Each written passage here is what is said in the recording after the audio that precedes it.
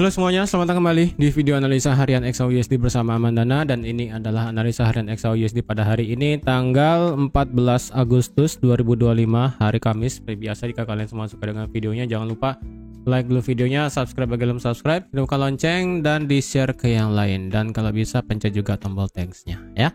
Oke, hari ini ya, ini sedikit lucu sih ya tadi itu. Jadi untuk sekarang sih pergerakan goldnya barusan banget sudah kena area 75 lah, let's say ya. Ini walaupun tertinggi barusan itu sampai di 74,73. Jadi siapapun yang sudah ngebuy dari kemarin sempat profit, kemudian harga turun lagi ya kan, turun lagi sampai ke area di bawah 58, kemudian sekarang naik lagi. Jadi ada sedikit kejadian lucu. Tapi intinya kemarin bagi yang sudah ngebuy itu lumayan profitnya ya. At least sudah dapat. Kalau ada yang kemarin ngebuy dari harga pada saat saya live itu dari 54, maksimal kalian dapat 160 pip kemarin malam ya. Kalau di holding sampai tadi pagi itu berarti sampai 200 pip ya. Nah, yang lucunya adalah tadi saya kan bangun pagi nih ya. Bangun pagi sekitaran jam 6 ya. Di sini jam 6 saya bangun pagi. Saya lihat harganya kenapa balik lagi ke 3355 gitu kan. Karena terakhir saya ngelihat chart itu adalah sekitar jam 10 malam. Saya ngeliat ini marketnya oke, naik sudah di atas 66 gitu kan. Angka keramat kemarin di atas 66. Oke, dia sudah naik di atas 66. Bisalah dia naik sampai ke supply gitu kan. Dan apa namanya, dia bakal turun sedikit dan bakal bukan berdiam diri sih, lebih tepatnya dia akan muter-muter di sini aja, dan besok pagi kita bisa melihat kenaikan mungkin sampai ke 80 90 gitu kan. Saya bangun pagi ngelihat di harga 3355. Wah, kenapa ini gitu kan, kok malah turun lagi gitu. Saya belum ada ngecek berita dan sebagainya. Ah ya udahlah gitu kan. Bangun pagi ngelihat chart balik lagi di 55, saya bodo amat, nggak mau open posisi baru gitu kan. Pada hancur, nggak sesuai juga ya. Jadi saya tinggal olahraga gitu kan, balik-balik 2 jam kemudian saya ngeliat buset, harganya sudah ke 3370. Ini nggak tahu sih, ini beneran kalian bisa lihat dari jam 6 saya baru bangun, kemudian jam 7, jam 8 itu 3 candlenya meledak semua ya. Beneran saya itu nggak lihat chart selama 3 jam, tiba-tiba marketnya udah langsung ke atas 3370 ini. Sekarang baru saya bikin analisanya ya kan di jam sekarang nih 9.21. Ya.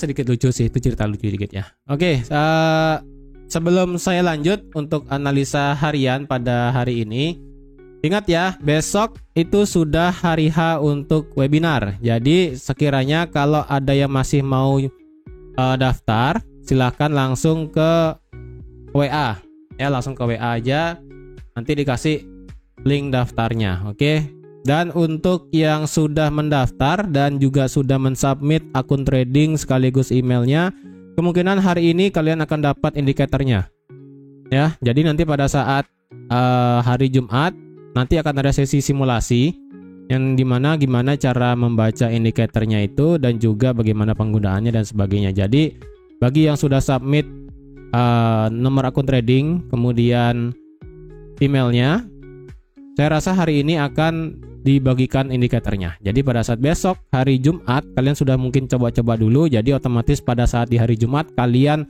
tanyakan apapun yang kalian ingin tanyakan di indikator tersebut ya. Jadi jangan lupa besok jam 7 WIB atau jam 8 WITA malam ya. Kalau bisa kalian luangkan waktunya, dan kalau bisa kalian siapkan juga MetaTrader-nya. Ini indikatornya dipasang di MetaTrader laptop ataupun PC ya. Jadi jangan sampai tiba-tiba kalian nggak punya PC ataupun laptop ya. Kalau bisa pinjam dulu lah gitu kan. Ini indikatornya digunakan untuk di MetaTrader PC dan juga laptop ya. Tapi nanti walaupun kalian misalnya tidak punya PC ataupun laptop, juga akan ada hal yang menarik walaupun kalian tidak punya PC ataupun laptop untuk memasang indikatornya ya. Nanti ada bakal notifikasi seperti apa ya, kalian tanya aja besok pada saat sesi webinarnya. Oke. Nah, di sini saya mau intermezzo sedikit ya. Saya mengesampingkan dulu untuk XAU. Mungkin saya akan mungkin saya akan lihat dulu aset yang lain ya. Untuk kripto, ini akhirnya kita sudah melihat kripto all time high baru di harga 124.500 ya, 124.500. Ini intinya kripto sudah all time high. Daily candle close sudah di atas 200 extension Fibonacci dan kemungkinan targetnya masih bisa naik sampai ke 126.000. Kemudian untuk Ethereum di sini sudah mencapai target yang sudah saya buat, yaitu ada di harga 4784. Dan otomatis nextnya adalah untuk di Ethereum bisa naik sampai ke 4868, yang dimana itu adalah all time high yang tercipta pada saat di tanggal 10 November 2021. Dan kemudian untuk risk asset yang lain seperti Nasdaq juga sudah hampir kena 1272 kemarin malam, ya kan? Sudah hampir kena 24.000, kemudian marketnya muter untuk ada aksi taking profit. Kemudian untuk US30 sudah naik lagi hampir ke angka krusial 45.000 all time high sebelumnya. Jadi semua risk asset itu rata-rata sedang memasuki puncak-puncaknya, ya. Jadi otomatis di sini gold agak sedikit tertekan kenaikannya, itu aja sih. Bukannya nggak bisa, itu akan sedikit tertekan. Oke. Nah, untuk hari ini hari Kamis ya. Seperti biasa kita akan ada data mingguan, yaitu tingkat pengangguran mingguan. Kemudian nanti malam kita akan juga yang namanya PPI ya. Mana dia nih? PPI nanti malam ya. PPI month of month diperkirakan akan naik dari 0 menjadi 0,2. Kemudian yang core itu juga sama dari 0 menjadi 0,2. Kemudian yang year on year core-nya diperkirakan akan naik juga dari 2,6 ke 2,9. Sedangkan PPI year on year-nya diperkirakan akan naik juga dari 2,3 ke 2,5. Kemudian untuk tingkat pengangguran mingguan diperkirakan akan naik sedikit dari 226 ke 228.000. Kemudian untuk continuing jobless claim diperkirakan akan naik. Jadi untuk nanti malam dari PPI dan juga sektor tenaga kerja, lebih tepatnya dari jumlah orang yang klaim menganggur, itu rata-rata akan naik. Ya, dominan bakal naik. PPI naik, yang year on year dan juga month of month, kemudian initial jobless claim juga akan naik. Jadi saya rasa itu akan bisa melemahkan USD, jadi otomatis XAU-nya seharusnya bergerak naik secara normal jika tidak ada gangguan dalam hal ya berita apapun itu, ya kan. Jadi seharusnya semoga hari ini marketnya normal ya, karena kalau dilihat market itu dari kemarin saya kira sudah kena 75, kemudian muter dan bisa lebih tinggi lagi, ternyata belum nyampe, harga muter dan naik ini. Kalau dibilang apakah marketnya sudah mulai agak normal, saya rasa sih belum terlalu normal ya pergerakannya, tapi sudah mulai perlahan-lahan normal. Bukan kayak kemarin ya kan, dari hari Senin sampai di hari Selasa itu sideways-nya parah, kemudian kayak di hari Jumat juga ini sideways-nya parah sekitaran 3.400.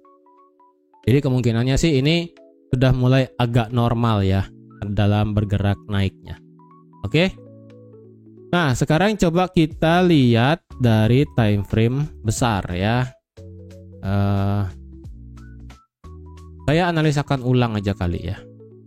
Saya analisakan ulang ya. Saya analisakan ulang untuk di XAU USD ya. Saya hapus semua, saya ulang dari time frame weekly ya. Weekly, ingat kita sudah nge-sweep low di minggu lalu, jadi seharusnya kita bisa nge-sweep high di 3.407 kalau itu memang bisa terjadi. Ingat ya, di hari Jumat itu ada masalah geopolitik antara Rusia dan Amerika, yaitu di Alaska, yaitu Alaska Summit. Jadi apapun terjadi nanti di hari Jumat itu kemungkinan bakal berpengaruh juga close candle pada weekly di XAU USD. Kita cek ke daily. Cek ke daily, kalau kita lihat ini marketnya hari ini kita tidak punya tidak punya candle ekor bawah pada hari ini, agak sedikit worry sebenarnya ya. Agak sedikit worry karena kalau ini marketnya turun lagi ya, ngeflip bearish itu agak sedikit berat sih sebenarnya ya. Karena kalau kita lihat kayaknya ini pernah terjadi sih, yang dimana dia kencang turun dalam sektor daily ya. Dia kencang turun, kemudian 3 candle setelahnya itu memang naik, cuman naiknya pelan-pelan. Coba ya, saya kayaknya ada historinya sih kemarin itu. Sepertinya ada history deh.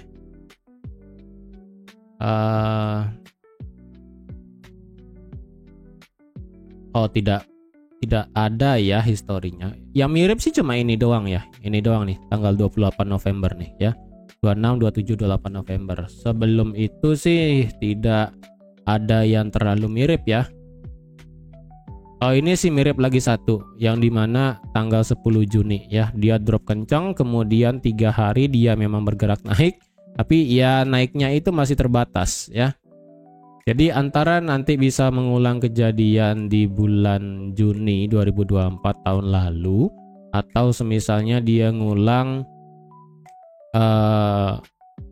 November 2024 tahun lalu ya. Karena itu agak mirip sih, karena kalau dilihat kan dari dia naik langsung drop kencang gitu kan. Nah, sama kayak di sini, dia naik drop kencang kemudian sideways. Sama kayak di sini ya. Dia naik drop habis itu sideways. Walaupun ini sideways bergerak naik, cuman kan tidak terlalu normal, nggak langsung dia membuat kenaikan higher low agak berat gitu kan. Jadi apakah ini bisa terjadi lagi yang dimana dia berat untuk naik? Ya, kemungkinannya sih bisa ya, kemungkinannya sih bisa.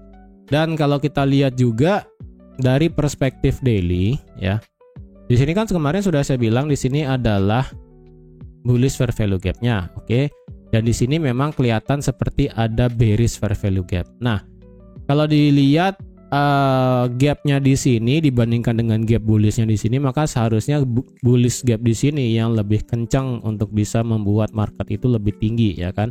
Dan itu terbukti ya kan, marketnya sudah tinggi sekali dan ini hampir ngelewatin dari gap-nya yang kemarin ya di 75,7.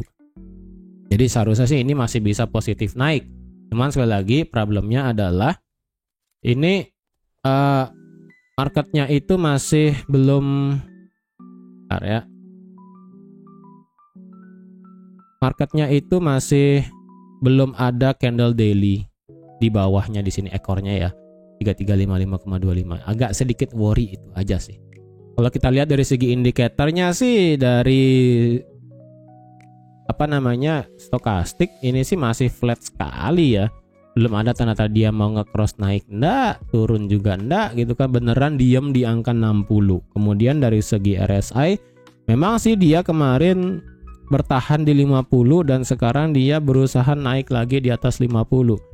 Ya, kita lihatlah ya. Jadi secara momentumnya ini berusaha untuk naik, sedangkan dari segi powernya itu masih steady ataupun masih kondisinya itu kayak gasnya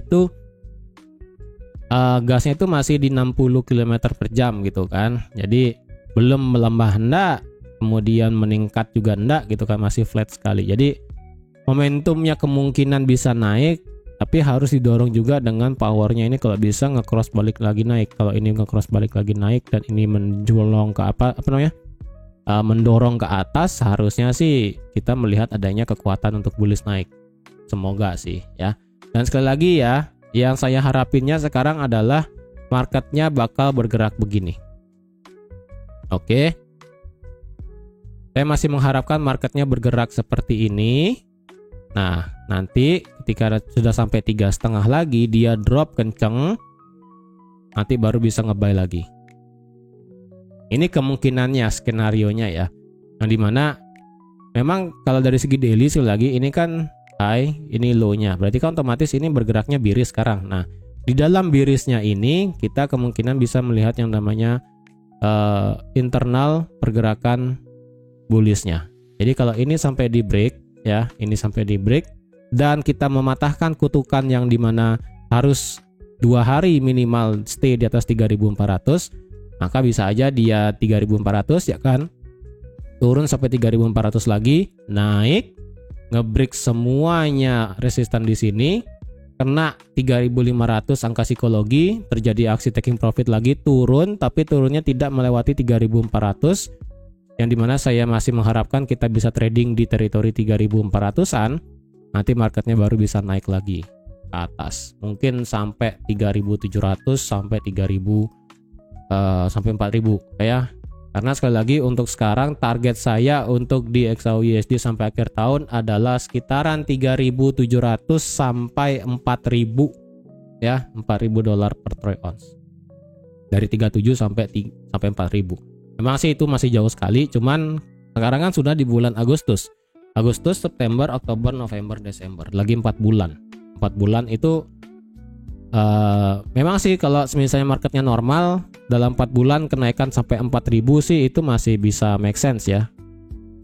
Dalam 4 bulan kenaikan naik sampai 18% saya rasa make sense ya, asalkan tidak tiba-tiba terjadi geopolitik kayak kemarin ya kan. Dari 9 April sampai 22 April cuma nggak sampai sebulan, cuma 2 minggu gitu kan. Ini kenaikannya udah gila. Ini kenaikan sudah 17% cuma 2 minggu. Ini nggak normal ini. Makanya setelah 2 minggu ekstrim, marketnya udah nggak ngotak ini sideways-nya. Jadi kalau marketnya mau bergerak normal dalam kurun waktu 4 bulan, harusnya kalau normal sih ya kita make sense 3.700, 3.800 itu make sense. Kalau memang ini terus bergerak naik ya, dengan kondisi ini break di atas 3.400, mematahkan kutukan 3.400 ya. Yang dimana kemungkinannya adalah kayak gini ya, dia kan sideways kemarin pada saat April 2024 ya kan, dia break, retest, kemudian sideways dikit, baru dia pelan-pelan naik. Nah kalau kayak begini kan enak, asalkan tidak gawat aja sih. Jadi menurut saya sih kemungkinannya bisa kayak tadi ya, ini naik turun, break, kemudian taking profit, kemudian dia naik lagi. Nah, sampai di akhir tahun baru dia naik sampai mungkin 3.700-an di sini gitu kan. Ya, itu masih harapan aja sih, dan masih semoga seperti itu. Dan kita bisa mematahkan kutukan 3434 ini ya, pelaku resisten di sini. Ya, ini ingat nih 3434 selaku daily ya. Untuk support ada di 3270.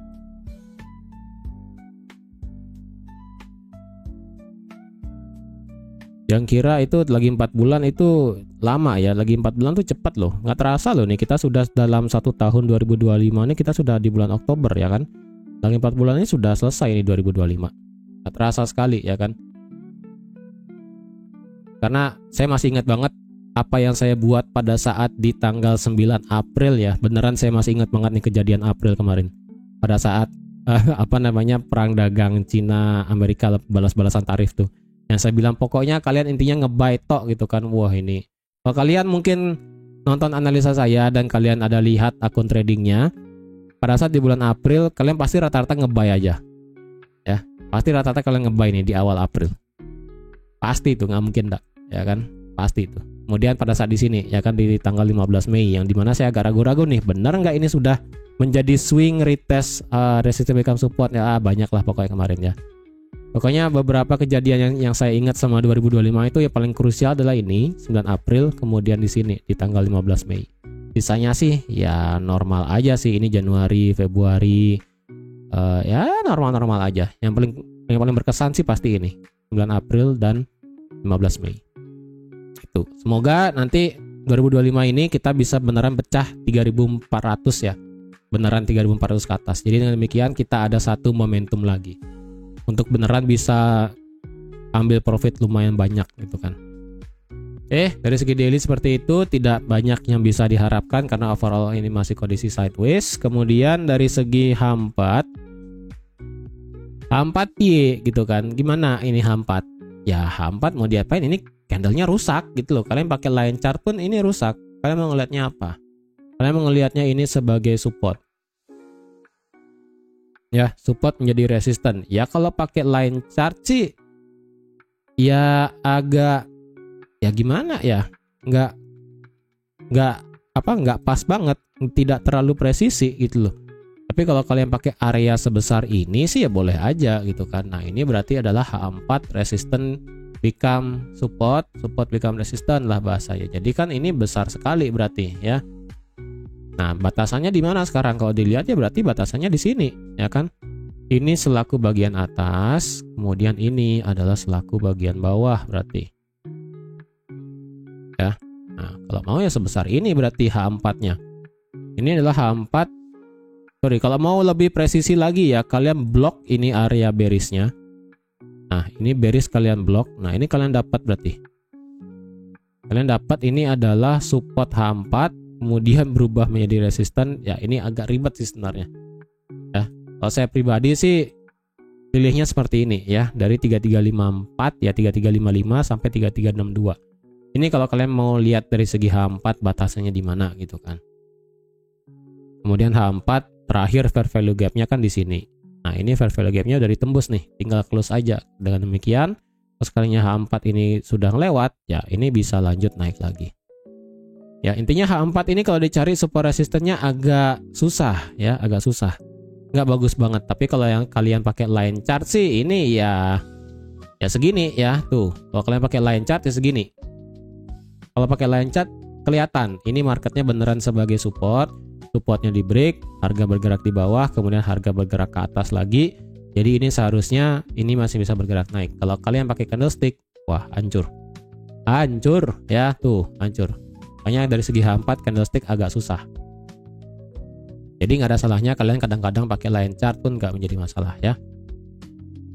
Dari segi indikatornya, oke, ini H4 secara RSI berusaha keluar dari angka 50, kemudian secara stokastik dia sudah menganga lebar, sudah menghadap ke atas, jadi ini ruang gerak H4 untuk naik itu masih cukup tinggi ya. Contohnya pada saat dia menganga ke atas adalah pada saat terakhir itu 21 Juli yang bagus ya. Ya, 21 Juli kalian bisa lihat nih harganya beneran naik ya kan, langsung ngegas sampai 3434. Jadi kalau mengulang kejadian Juli 18 kemarin ya, 1 bulan yang lalu, ini seharusnya kita melihat adanya kenaikan kalau bisa di atas 3.400 ya kan. Dan itu semoga didukung oleh RSI yang beneran bisa stay di atas 50 ya. Karena kan sekarang ini RSI-nya masih malu-malu kucing di 50 ya kan. Beneran stay di atas 50, didorong juga dengan power dari stokastiknya. Udah fix, enak kita beneran di atas 3.000. Kemungkinan 3.390 itu bakal gampang kenanya. Ya. Dari segi H4 kalau dicari support resisten agak susah sebenarnya dari segi H4 ya. Kalau mau pakai ini 3343 ya bisa sih dikit gitu kan. Kemudian ini selaku resisten become support lagi di 3334 ya kan. Ini juga oke, 3330 ya, bebas sih kalian mau pakai yang mana ya. Atau mau pakai angka keramat kayak kemarin ya kan, 33 berapa kemarin angka keramatnya ini ya, 3344 juga boleh ya tuh. Ini tetap sih tidak berubah ya support dari segi angka keramatnya ini 3344. Ya, berarti dari segi H4 ini adalah supportnya, walaupun ini kemarin sempat di false break gitu kan, naik tapi beneran turun untuk mengejar ini. Untuk mengejar ini sebenarnya. Beneran yang dikejar adalah ini. Apakah H4 supply di sini bisa dikategorikan area untuk bisa menahan market? Menurut saya sih ini tidak bisa menahan market sih menurut saya ini. Ini lebih kepada kondisi sideways. Jadi kalau nanti marketnya masuk lagi ke dalam area ini ya, dari range 3380 sampai 3400, skenario terburuk adalah dia bergerak diem di sana ya, beneran diem. Masuk, udah begini doang ya.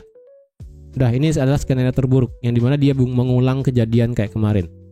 Kalau skenario normal adalah antara dia memang masuk ya kan, masuk turun, masuk lagi turun lagi. Nah, ini bergerak normal. Tapi kalau yang begini ya, begini tuh ya, ini nggak normal ini ya. Kalau bisa ya beneran kalau turun-turun habis itu naik lagi, turun lagi, naik lagi, ngebuat higher high dan higher low kayak begini ya, itu normal. Kalau bisa kayak gitu sih enak.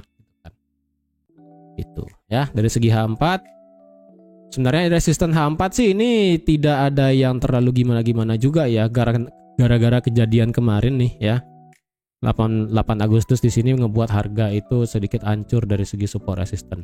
Ini hancur, padahal kalau dicari ya ini sebenarnya bagus banget ini sebagai area support become resisten di 3385. Cuman historinya ini yang bikin hancur nih ya. Padahal sebelumnya kan bagus nih ya, dites, di breakout, retest. Nah, kemudian 1, 2, 3, 4 candle ini hancur ya, 4 candle ini yang ngebikin hancur. Apakah ini boleh kita pakai? Ya kalau kalian mau pakai sih nggak masalah ya. Nih 3385 ini kalau kalian mau pakai juga nggak masalah, laku resisten. Jadi secara H4 kita masih punya satu resisten lagi yang ada di harga 3385 di sini. Lewat dari 3385 bagaimana? Ya udah sih, lewatin dari 3385 ya tinggal ini 3401,50 ya. Nah, ini adalah bagian atasnya. Nah, secara histori dia tidak pernah close di atas 3401. Oke. Ini H4-nya. Berarti otomatis kita kemungkinannya adalah mengejar 3385 dengan kondisi ini tadi ya, minor minor supportnya sudah di break menjadi resisten. Dan kalau ini bisa stay di atas 33 berapa ya? Ini beneran bikin saya kacau sih ya. Ini 3363, sorry 3362 ya. Kemudian bagian bawahnya itu adalah di 3358. Jadi idealnya adalah selama harga H4 masih bisa stay di atas 3358. Walaupun hari ini kita nggak ada ekor bawah, menurut saya jika momentumnya memang masih bisa naik secara H4 ya, semoga ini harga masih bisa stay di atas ini ya.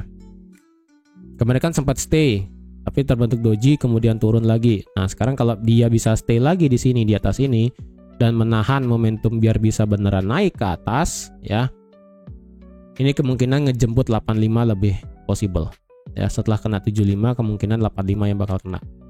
Pelaku support become resistant yang ada di H4 itu ya. Dari segi H1 kalau kita lihat momentumnya secara RSI kemarin sempat di atas 60, sekarang retrace lagi turun. Kalau dilihat ini secara RSI masih bertahan di atas 50 untungnya ya. Dan secara stokastik kayaknya sih terjadi divergence sih ya. Oh enggak juga sih ya, enggak juga. Karena kalau dilihat ini kan dia ngebuat higher high, higher low, higher. Ya divergent tipis lah ya. Tipis banget nih ya. Dia ngebuat high tapi di sini dia ngebuat low sedikit ya, low tipis sekali. Ya. Di sini dia drop momentumnya, di sini dia ngebuat lower low. Tapi dari segi harga dia ngebuat higher low. Jadi seharusnya dengan terjadi bullish divergence seperti ini dan momentum dari segi H1 RSI-nya masih di atas 50, seharusnya ini masih bisa bergerak naik ya. Dan tadi di H1 sudah saya buat ini adalah 3375, ini adalah area supply-nya ya. Supply kecilnya di sini. Jadi sudah kena dan turun jadi wajar. Ya. Kalau H1 sekarang dicari resisten di mana? Kalau H1 sekarang kalian mau cari resisten, saya rasa di 3365 sih ya. Kalau ini H1 dan H4 nggak bisa disamakan ya. Ingat ini 62 sampai 58 adalah H4. Karena kalau kalian pakai H1 itu nggak masuk ya, literally nggak masuk, nggak make sense. Oke. Jadi saya akan delete karena itu nggak masuk sama sekali. Untuk bagian bawah menurut saya 3358,7 ya. Berarti 3358,7 itu mepet tadi ya, sama nggak sih? Ya mirip lah ya. Bentar, coba deh. 58, oke sama ya. 58,7 itu adalah pergabungan H4 dan H1 ternyata ya. Ini saya geser ke sini aja ya. Ini adalah resisten become support di H1 ya. Walaupun ada H4 tapi saya rasa ini kita pakai H1 aja ya.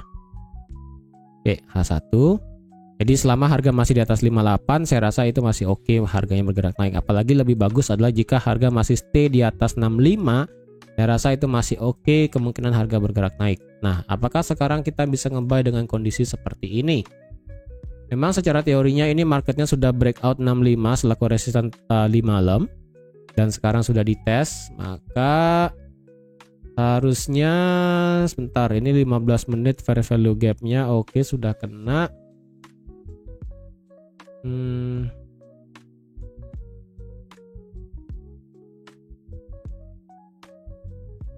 Bisa sih ya, bisa sih ya, bisa. Kalau ada yang mau nge-buy dengan kondisi harga seperti ini, sekali lagi ya, ada saya masih 67 68 ya. Bentar ya, saya coba ambil tipis deh. Oke, di sini ambil 0,01 aja lah ya. Saya ambilnya itu 0,01 dulu.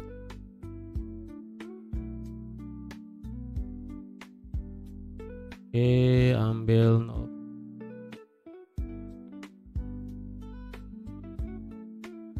ya, walaupun agak lumayan sih ya. Jadi di sini ya, di sini saya ngebaynya berarti.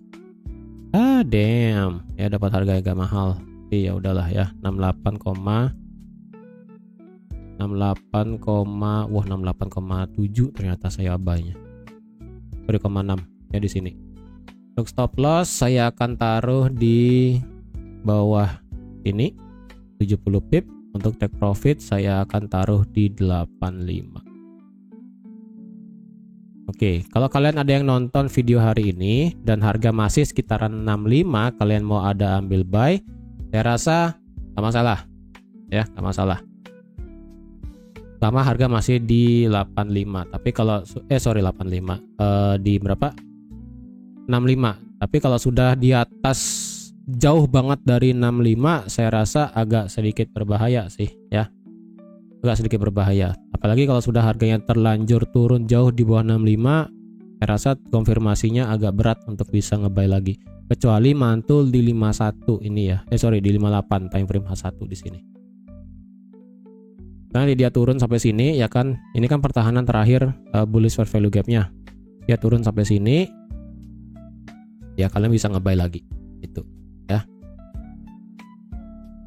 Di sini candle nggak punya ekor lagi ya. Buset, ini banyak banget. Oh, ini udah diambil ya. Udah diambil. Ini ada ekornya. Ini doang nih, nggak ada ekornya lagi nih di 61. Ini stop lossnya saya taruh di 60,5 soalnya.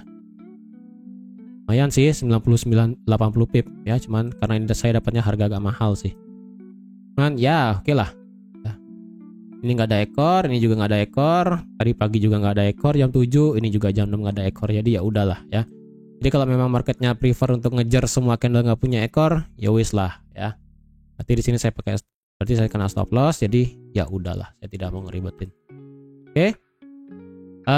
Kita bicara sekarang market structure ya, supaya kalian paham juga. Dari segi daily, ingat dari segi daily marketnya sudah ngetes change of character ya. Dari segi daily sekali lagi marketnya sudah ngetes change of characternya di sini.